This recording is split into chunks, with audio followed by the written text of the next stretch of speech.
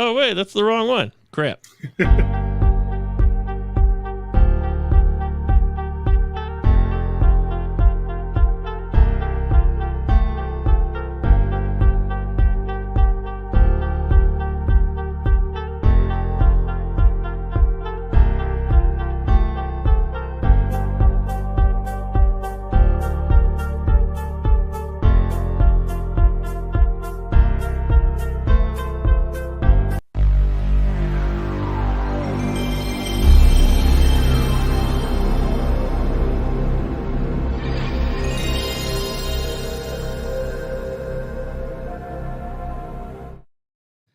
Utah. There we go. Give me 2. I got it right. Okay, the first one was the wrong one. Yeah, Fancy new graphics. Yeah, look at us. I'm trying.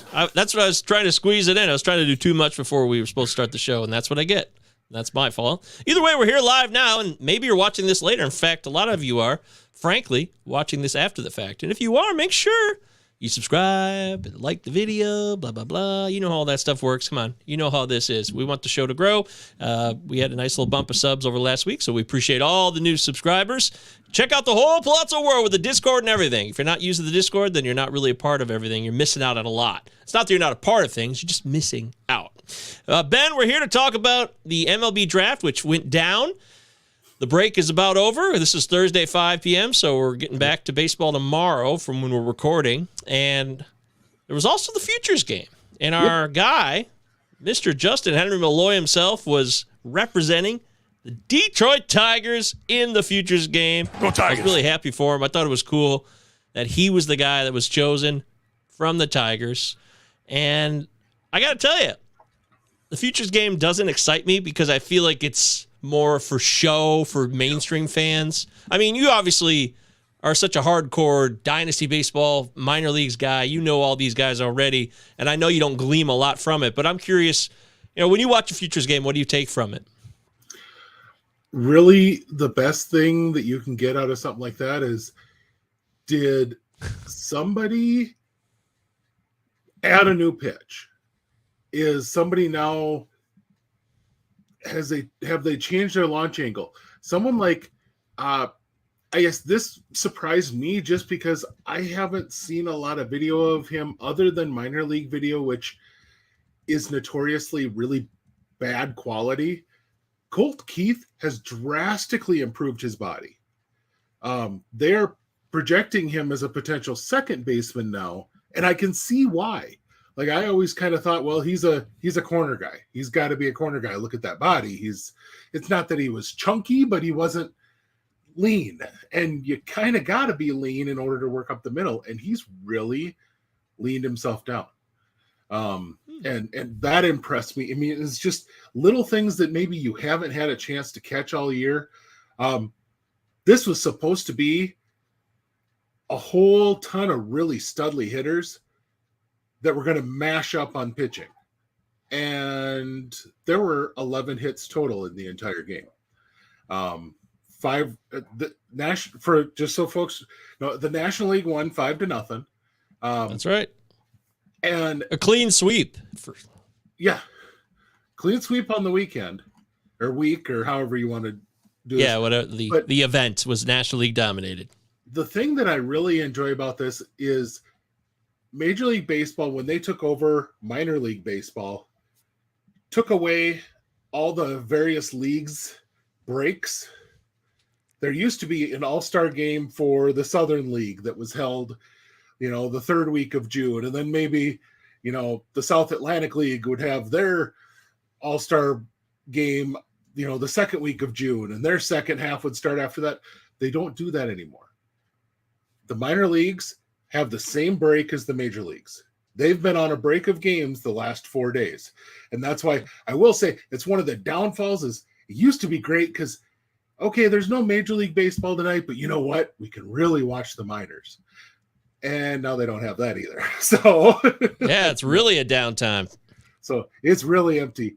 But you got to see some of these guys that you've been hearing a lot about, and some of them really showed out. Jacob Mizorowski from the Brewers, holy crap, does that guy have some stuff. And struck out the side in his one inning of pitching. I think his average was 101 miles an hour on the fastball. Mm. And he has just a couple of very wicked pitches to go along with it.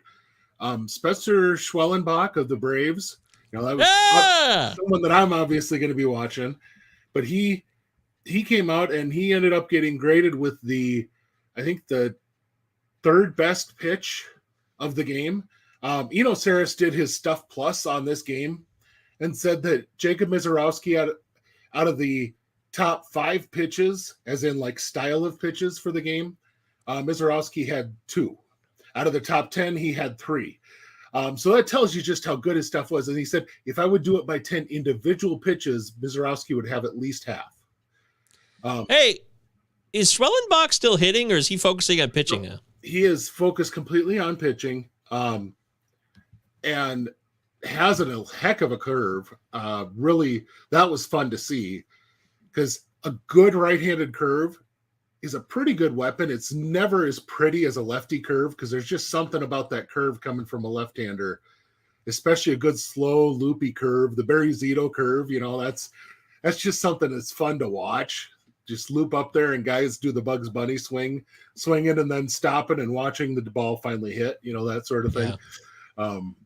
But it was a good chance to see a lot of really good players and kind of see some like, oh, that's why that guy has that problem. Yasser Zuleta in the Blue Jays system allowed in one of the runs. He struck out 2. He had 2/3 of an inning pitch, struck out 2. So both of his outs were via Utah, give me 2. Exactly. But he may have gotten 2 strikeouts. He may not have walked anyone, but holy buckets, were they all over the place. And he ended up hitting a guy. He hit Dalton Rushing with a pitch, but he was just all over the place. And it did not seem like he knew where he was pitching. And that's a big concern I've had watching him all year long. Our boy, Justin Henry, he got 2 walks, so he was on base twice. And I think there was only like 4 guys in the entire game that got on base twice. So good for him. They also had the automated strike zone and challenges that they're testing out. And that was fun to see. It was weird. It was weird to see that in action. In fact, Justin Henry Malloy got a walk off. I think one of the pitches was challenged, but he ended up getting the walk. So, and some other guys, one thing I noticed, people noticed that Andy Rodriguez was on the team along with Jefferson Quiero and Dalton Rushing. So they're kind of going, so how are you going to spread out all this catching time? And we've all known that Andy is likely to play somewhere other than catcher to get up to the bigs. He started at first base. And that's something to take note of, because the Pirates definitely want to get him up. But the fact that he ended up getting, the first reps at first base, that's a big deal. And, they also had Jackson Churio, just for those who are kind of wondering where he sits on prospect ranks, is the only guy who did not get removed from the game. He got 4 at-bats, played the whole game. Why would that happen? Do you have any reason for that?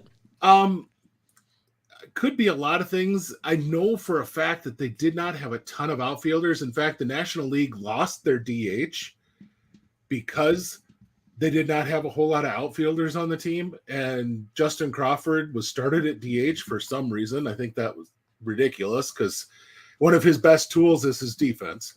But they started him at DH, and then later in the game they went, we kind of need a center fielder, so you're going to go play center, which meant that they then lost their DH spot.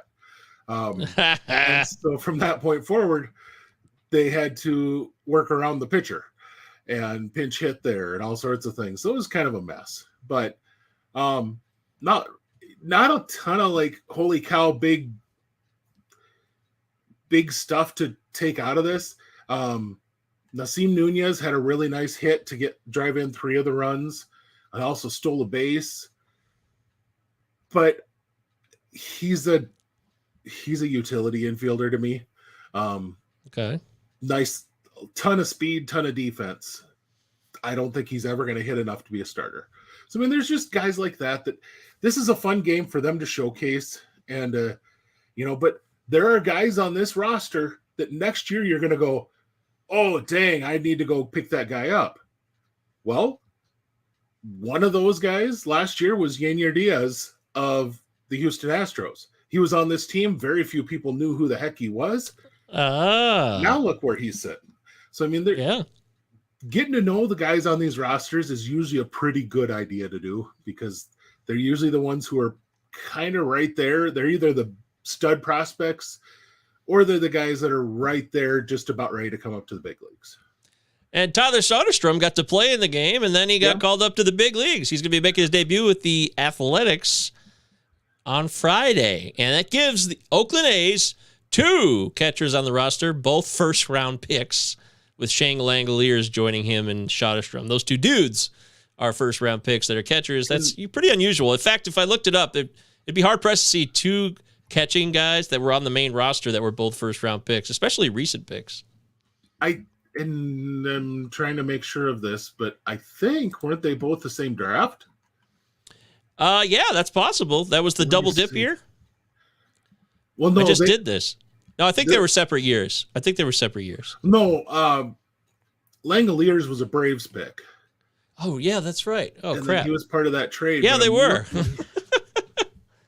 I forgot about that. That's right.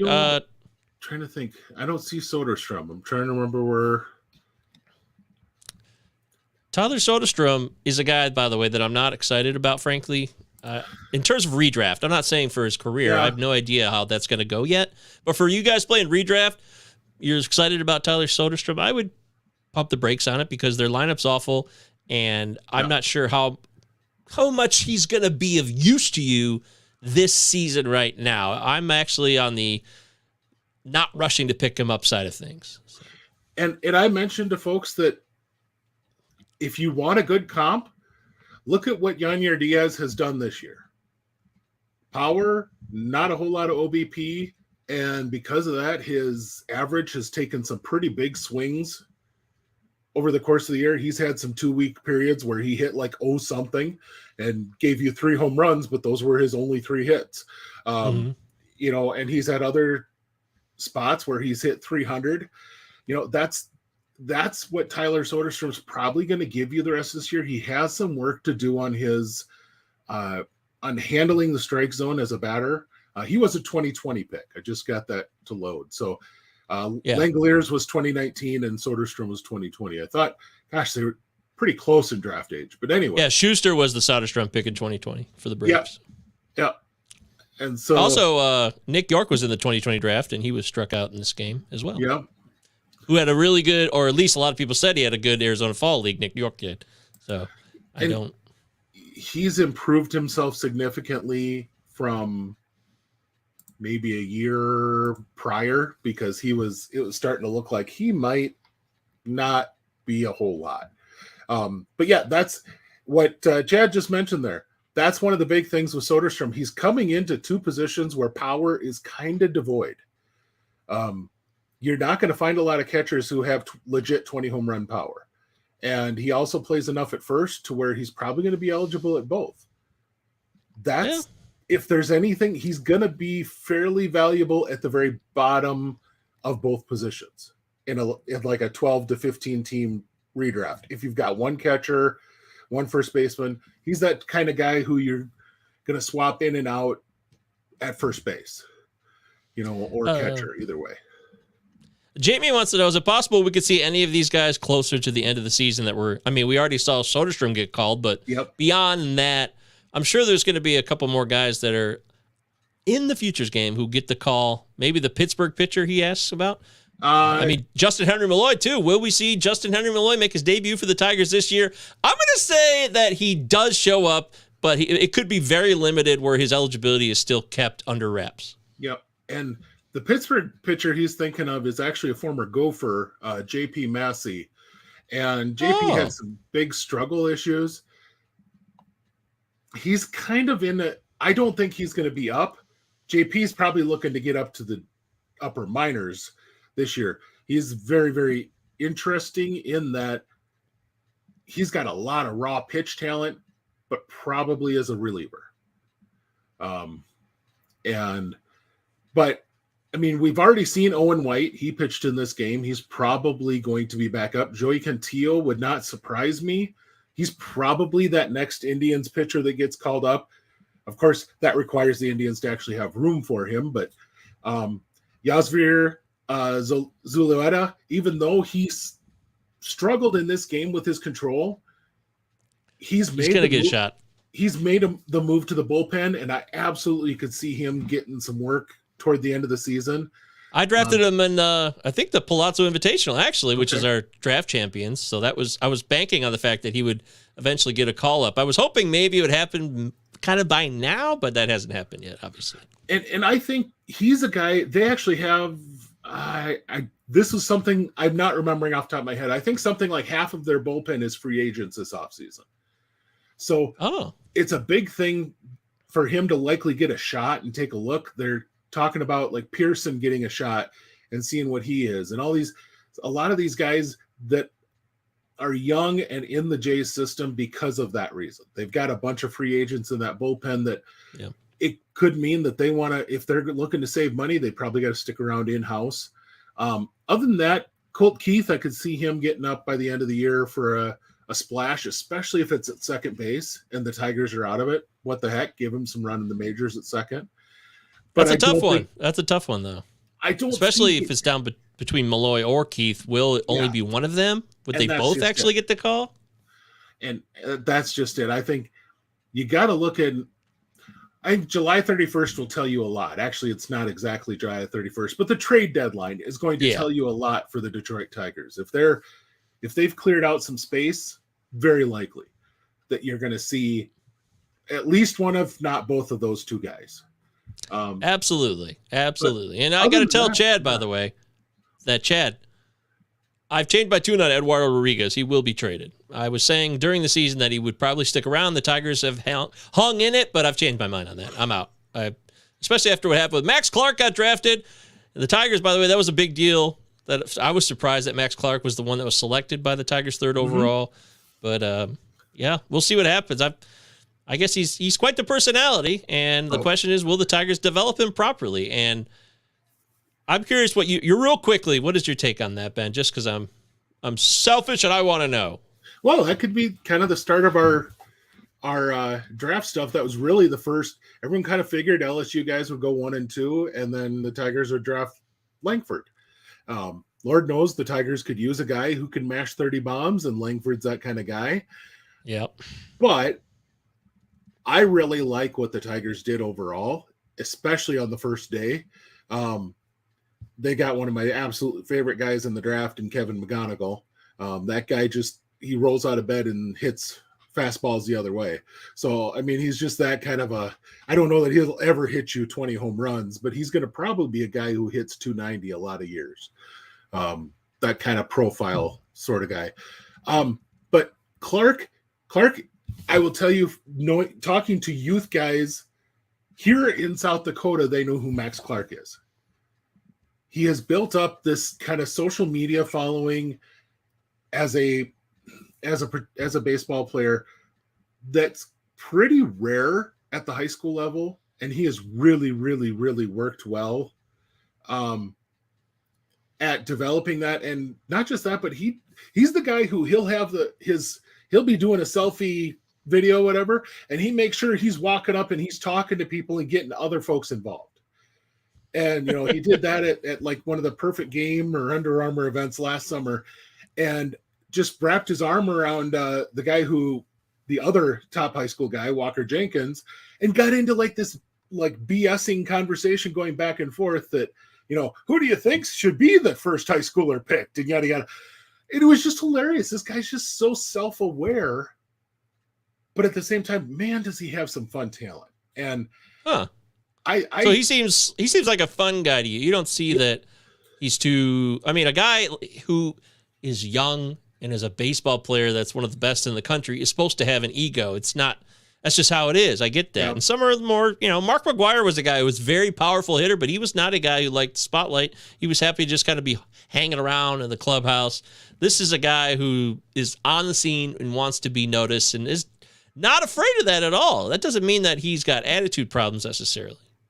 So if you know, or if you remember Logan Morrison when he was with the Marlins, Lomo, big time on social media, not as much talent to back it up. He was a great personality. This is, we've been kind of waiting in baseball for a guy to have that talent and personality mix.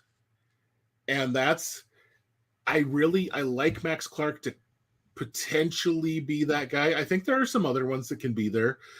There are guys who are playing in the majors who have that attitude. A guy like Ronald Acuna has all sorts of attitude on the field, but he's not much of a social media guy. For one, English isn't his first language. Right. That's perfectly understandable. Same thing, Shohei Ohtani is one of the most fun guys on the field. English is not his first language. He's not huge on social media. That's okay. Oh, but Miguel Cabrera did that in Detroit too. He's a huge star, but his presence is not there. It never was. It's just different. So I think it'll be fun to see how he handles that spotlight. But more importantly, he's got a ton of talent. This is a guy, if you put him and put Riley Green into the same outfield, I don't care who's playing left field next to those two.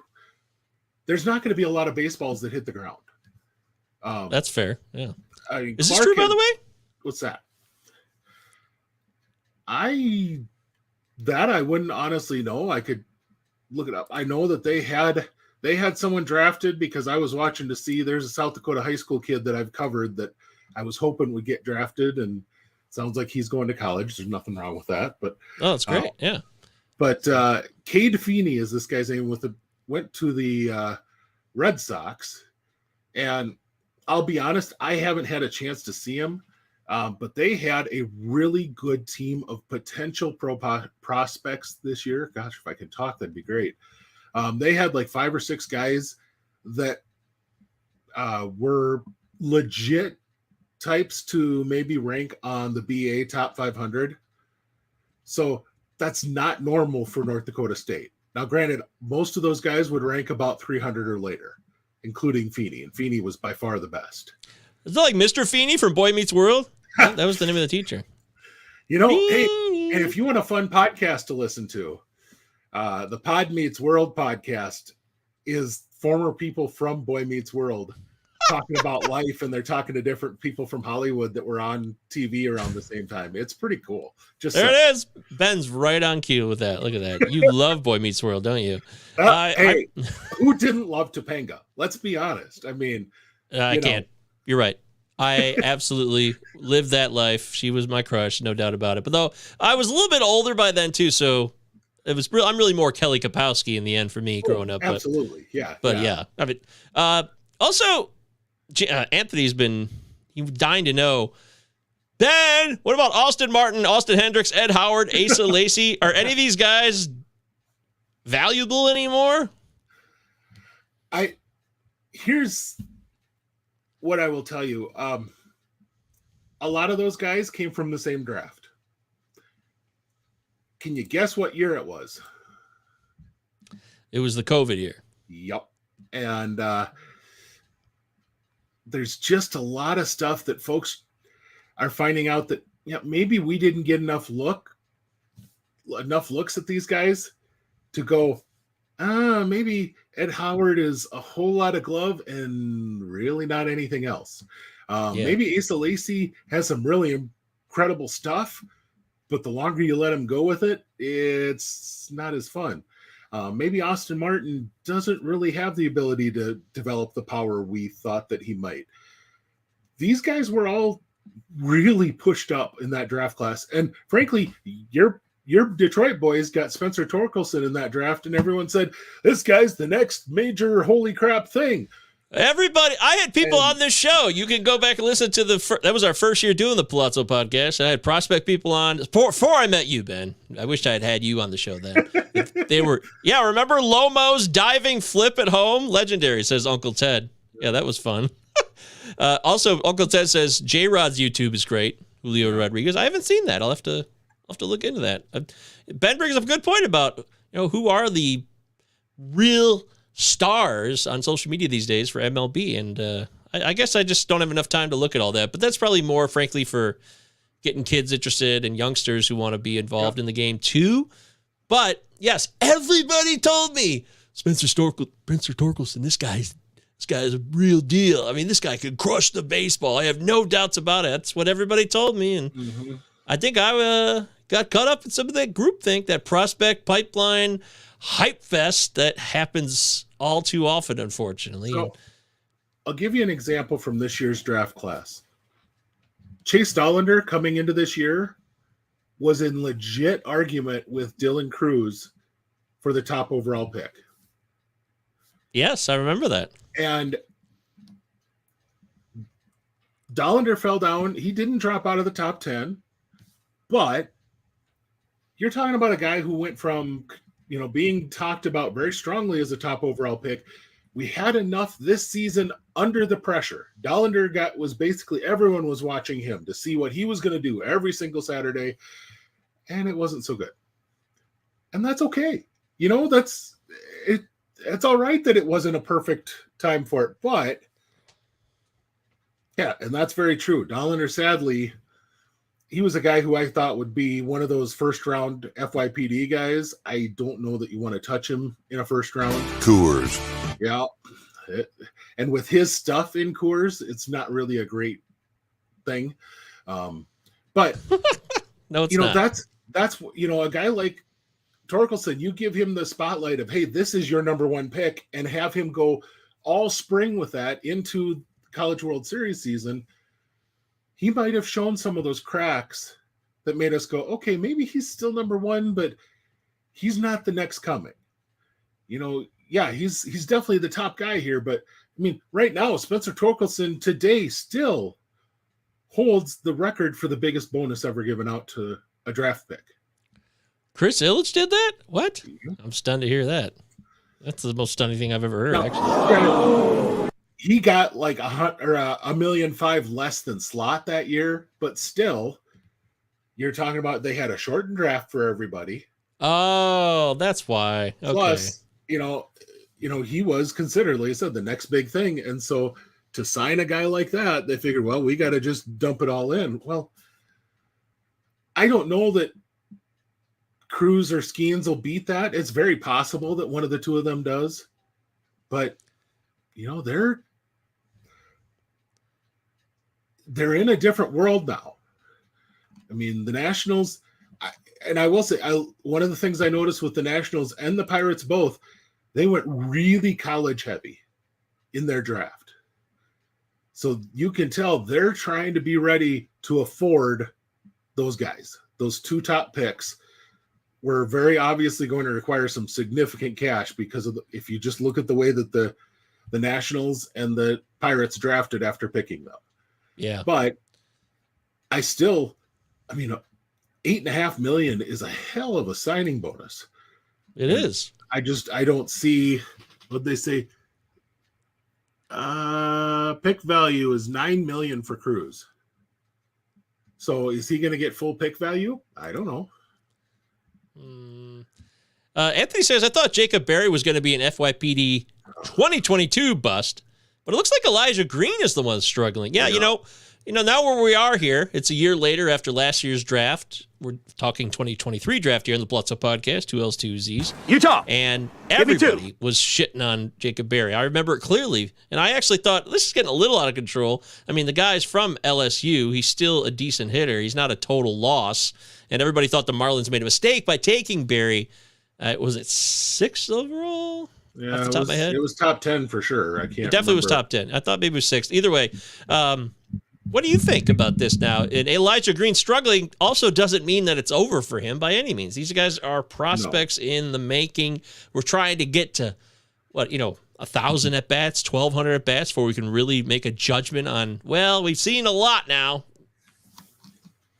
And Green is a guy who I probably sounded like a broken record this last year saying Elijah Green should not be in your top 7, 8, maybe even 10 in your FYPD list. And everyone kept trying to pick him third behind Drew Jones and Jackson Holiday. And I kept saying that, no, go get a Zach Nato, get a Brooks Lee, get a guy like that ahead of Elijah Green, because while he has got holy crap talent on that top end, we keep coming back to guys like James Wood.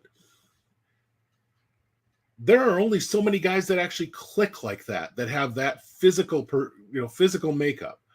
Yep. And you got to have a lot of talent click all right at the right time. And Green might be one of the more athletic guys we've ever seen come through the draft overall. I mean, the guy could play linebacker for somebody. His dad was an NFL tight end. Eric Green. Loved Eric Green. Pittsburgh Steelers. He was never, ever going to be a quick mover. And Green was going to be one of those guys that took a while. And I will compare him, and this is, going way off the grid, going into a pitcher versus hitter comparison.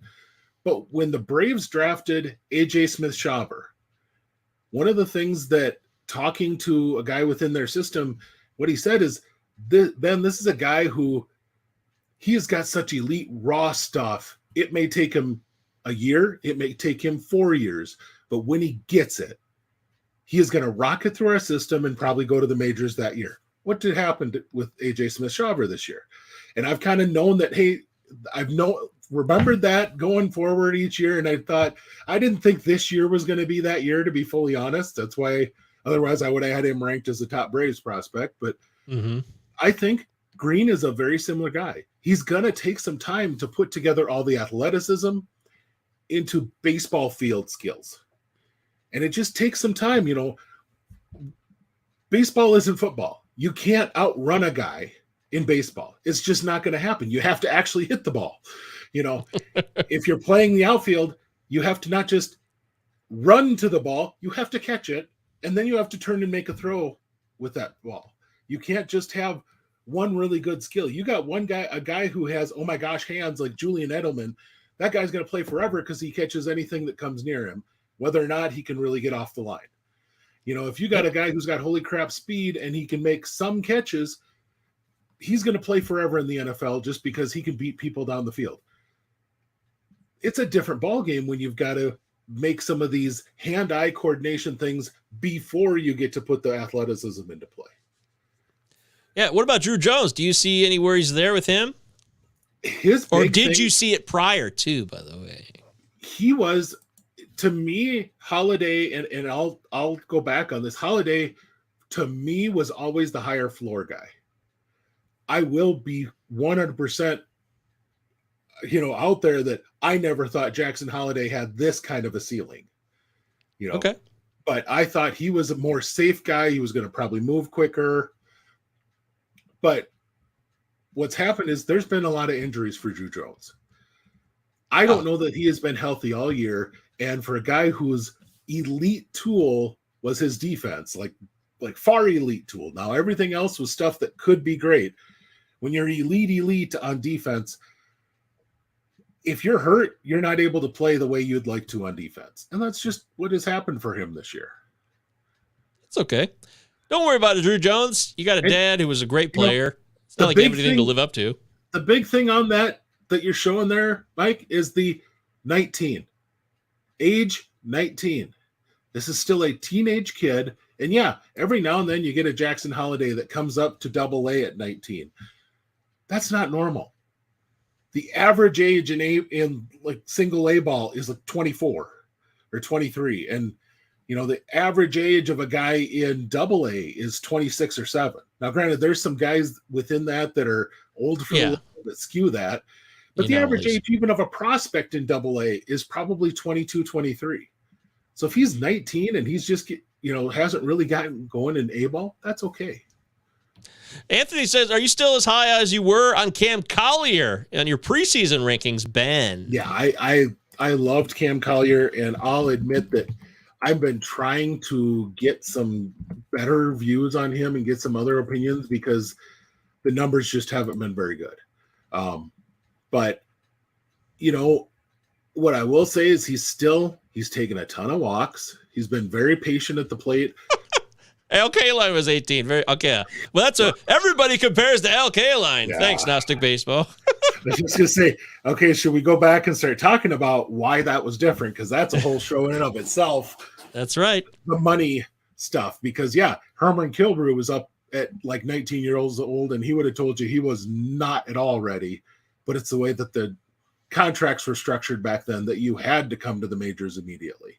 Good point. So, but anyway, Collier, I'll be honest, I've really liked what he's done defensively. I know it doesn't look pretty, but he was really, really raw at third base, and I've been impressed with his first steps. I've been impressed with his arm. It's just a matter of he gets himself going a little too fast sometimes and doesn't look the ball all the way in. Those sort of stupid error. I mean, you call it a stupid error, but it is. It's just he's 18 though. Yeah, you're gonna be learning that stuff in A-ball. This is where you need to learn it. In all seriousness, he went to community college last year as basically a high school junior. This truly was, I believe, his high school senior year this year. Yeah, he's going to be 19 in November, so he's very young. So you're talking this guy.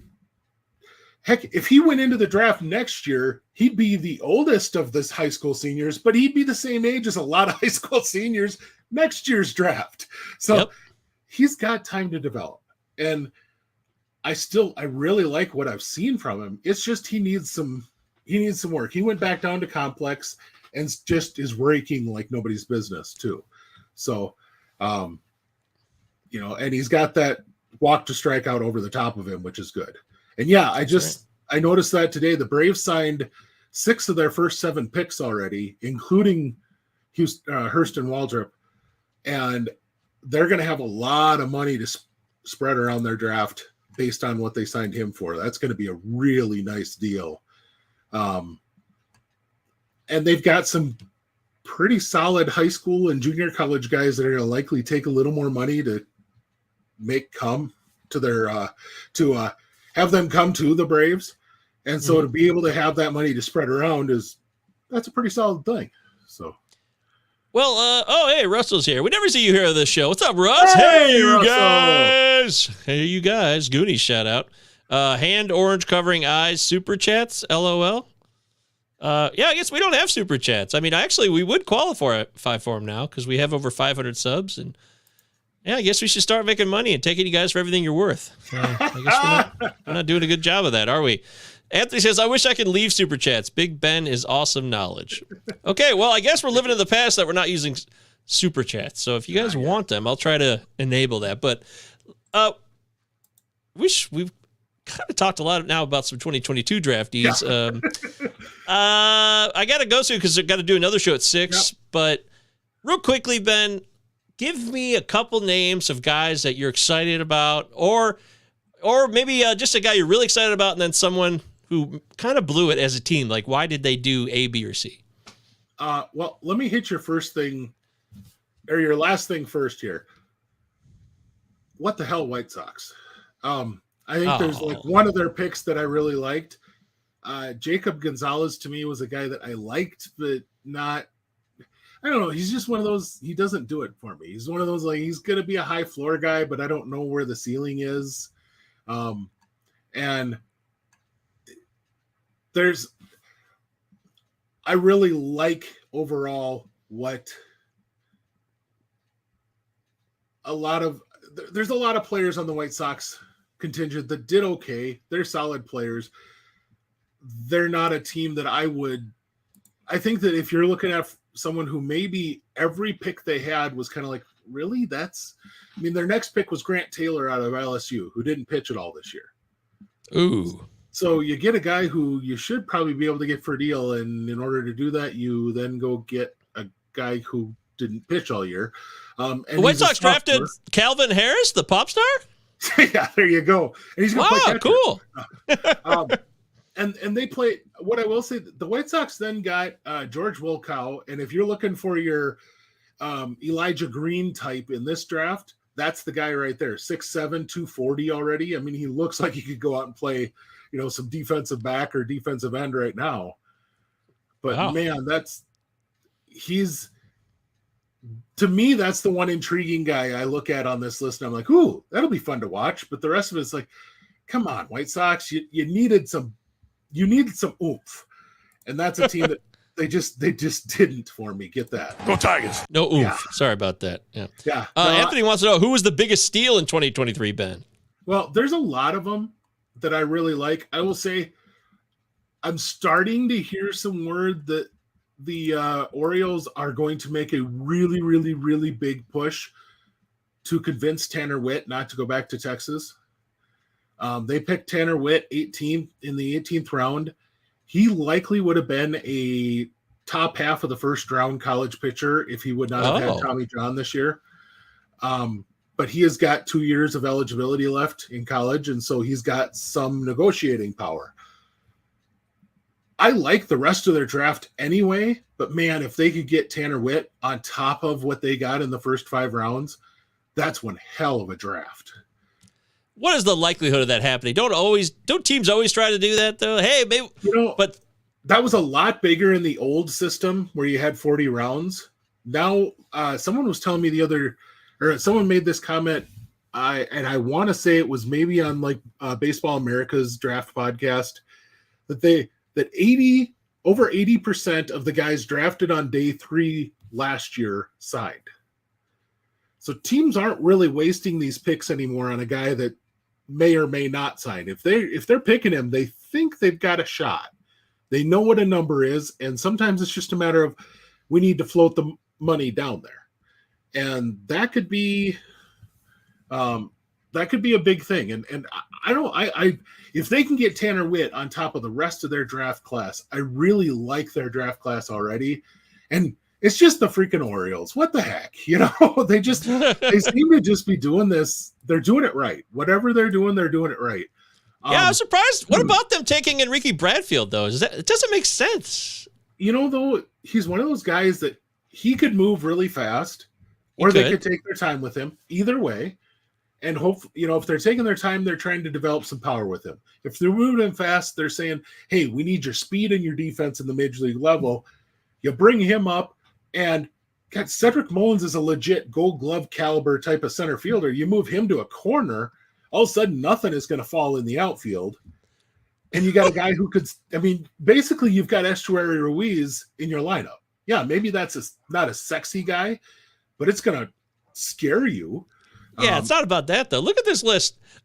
Outfielders and pitchers. Outfielders and pitchers. These are all the Orioles picks, guys. Just endless outfielders and pitchers until finally a catcher in round 16. They took Cole Urban from Cal State Fullerton. But, man, they got so many outfield prospects here. I know you can never have enough. You can't predict the future. It's interesting. They got to have a plan. They got to have some trade ideas brewing for sure that we don't know about. I will say I really, really like, if we want to get into maybe a quote-unquote steal, the Nationals got Cruz. Everyone knew, okay, so this is kind of what their draft's going to wrap up into. And then they come around in the second round and they got Yohandy Morales out of Miami, who to me is one of maybe the top 5 to 10 college hitters in the entire draft class. And all sorts of guys kept going in front of him, and he ends up falling to them with the 40th overall pick. I think that's a huge, huge value right now going on.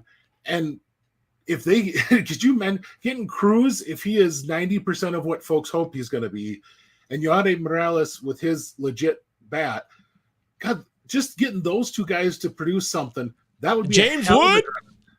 Yeah, well, just those two guys in this draft, that would be an amazing draft based on what those two guys' talent level is. And Elijah Green. Let's put them all out there in the field. Yeah, That's going to be the Nationals have a lot of fun. Yeah, the Nationals are walking into talent opportunities as well. I know why Pittsburgh took Skeens, but it's the Nationals. I really feel like they needed or wanted Cruz, and they lucked out in that respect. So I'm happy for them. They got a lot of talent with the Soto deal. They might look back in 5 years. We all will look back and say, they got rid of Juan Soto, but they got so much talent. That's what you do when you have to give up an asset that you can't get back down the road. I think the Nationals blueprint will be something everybody looks at in baseball in a few years.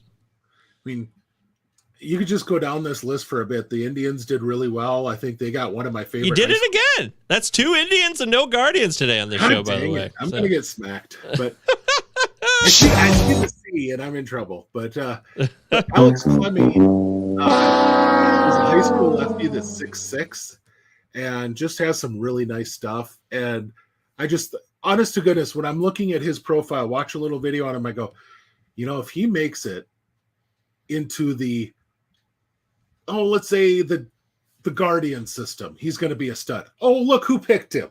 And then another guy I really like is Alex Mooney out of Duke, and they got him in the 7th round. I mean, it's not like that system really needs a lot more middle infielders, but there's another one who's, a lot of baseball talent, like not necessarily holy crap run, holy crap power, anything like that, but yeah, people want to know, is Tanner Witt related to the Witt family? No, he's Kevin Witt. If you guys remember Kevin Witt, that was a catcher back in the day, backup catcher, that's who is Tanner's dad. I don't remember that one. Anthony also wants to know about Schonauer coming up to MLB this year. We've had 2 guys asked about coming up this year who were drafted already. That's Schonauer and Langford. I don't think either one, even if they're both really good hitters. I don't think either one, but it is notable that the Angels already got Schonauer signed. And so he's going to be quickly getting into camp and getting some reps. And I mean, the Angels probably saw people talking about somebody other than them being the first or having the first guy out from a draft and said, no, we're going to get us. We're going to get us Nolan Schonauer, and he'll get up there faster than anyone. So Schonauer went much higher in the real draft than he went in our mock. So did we get any mock picks right? I'd have to look. I didn't even know if you checked. I don't care. It doesn't matter right now because it's a mock. It's just for fun. We had a Ricky Bradfield going to the Angels, I think. So you just never know what's going to happen. But I got to go. I got to do another show here. We're out of time. We ran out of time here. We'll talk more about the draft last week. We'll gather more thoughts, too. You guys come back for more. We'll do one more draft recap, anything we didn't cover this week, which there's more players that Ben wants to talk about and I would like to hear about. And I'm sure all of you guys, you'll want to do your super chats. Maybe we could super chat Ben next week. It'll be a lot of fun. He's definitely worth it. You're definitely worth a super chat, Ben. There's no doubt about it. This is the Palazzo Podcast, Prospects Power Half Hour. He's Ben Chase, Big Gentle Ben on Twitter, MJ Govier, Palazzo Podcast, 2 L's, 2 Z's, Discord. Everything's in the description. Everything you need to know is all in the descriptions. YouTube's nice and organized, so you can find everything there, or just go to the podcast platform of your choice and hear the audio. Gnostic Baseball says, where's the other show? It's going to be right here where you're watching it now on YouTube and Twitch and Twitter, I guess. Although I don't like streaming to Twitter because you can't comment when you're watching on Twitter. You can only watch because Periscope went away a year ago and they've not replaced that. It's really, but then it's like, what's the third option? I do YouTube and Twitch, and then it's like Facebook. Facebook is very, I don't know. There's not a lot. I don't use Facebook at all. Like I just don't ever. And there's a lot of people there's a lot of ways you get kicked off of Facebook. They're very picky too. So, but they've talked about, they want to do a lot of things with threads that old Twitter used to be. Maybe they'll bring back Periscope. Well, if they did something like that, I'm sure that would be a big boost. Absolutely. That's a good point. Brock Wilken is Chad's pick for the first guy who will make his debut in this draft. Do you have a team? Not this year, but Ben, do you have a prediction on who will be the first guy to debut in MLB? Not this year even, but the first guy in this draft class, which is a huge draft class of people. Yeah. It could be anybody. I'll stay in the top, I guess if you want to go top 10. To me, it's going to be one of two pitchers, either Skeens or Louder, because I could see both of them moving quick, or you're going to see Cruz jump up quick, or you're going to have Jacob Wilson jump up very fast to the A's. And now, Jacob Wilson coming up to the A's may not be a sexy guy. That may not be a guy you really want to grab in fantasy, but it would really help A's pitchers to have a steady defender like that behind them, and he's going to hit. I could see that that's a guy that's going to hit 280 or better, but I don't know if he's going to give you anything else in fantasy. So I just feel bad for the A's, man. It's really starting to take hold now. It's over. It's done. Yeah. They're not going to be in Oakland anymore. The fans got screwed, and I think as any fan from any other team or city, you would feel bad if your team went away. So I don't know. I wish I could stand in solidarity with them, but there's nothing I can do. It's unchangeable. Yeah, I feel bad for them. Would you support the Braves if they left Atlanta, Ben? Because it doesn't matter to you because you don't live there? Yeah, I guess for me, that's I mean, I'm a Braves fan because my great grandma loved Hank Aaron, and she loved Hank Aaron back when he was with Milwaukee. So I mean, I'm already a fan because of someone who, a player who was on a team in 2 different locations.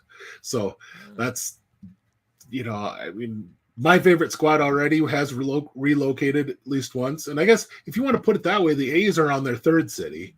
Now they're going to their 4th. That is true. Well, yeah, but they've been Kansas City, anyway, Philly. So. Yeah, it's very strange. There's a lot of, the more you dig around, I mean, it's an old business, Major League Baseball. There's been a lot of movement over the years, and nothing was sadder. If they could move the Cleveland Browns back when they did in 95, anybody was going to be moved. I mean, that was gut-wrenching. That team was a part of any city as anyone in history. I wish they would do something similar to the Browns, though, and have them move with a completely different identity. And it's the only time that's happened, Ben. We haven't seen the Sonics. The Seattle Sonics never came back. I really thought they would come back. There's talk that maybe there'll be an expansion team for the NBA in Seattle in a couple of years, but we've never seen it other than Cleveland. They're the only team that got their team back. And that's just it. Is if you can leave it open. I think Cleveland had the support. They just had an owner that wanted out of town. Yeah. Oh, he was desperate. He was support. And Art Modell was broke, and he was desperate, and he panicked, and Baltimore was the savior. So, and then they had the best defenses in NFL history. I mean, you got to have that kind of support as a franchise. Cleveland always had fan support, even when they were terrible.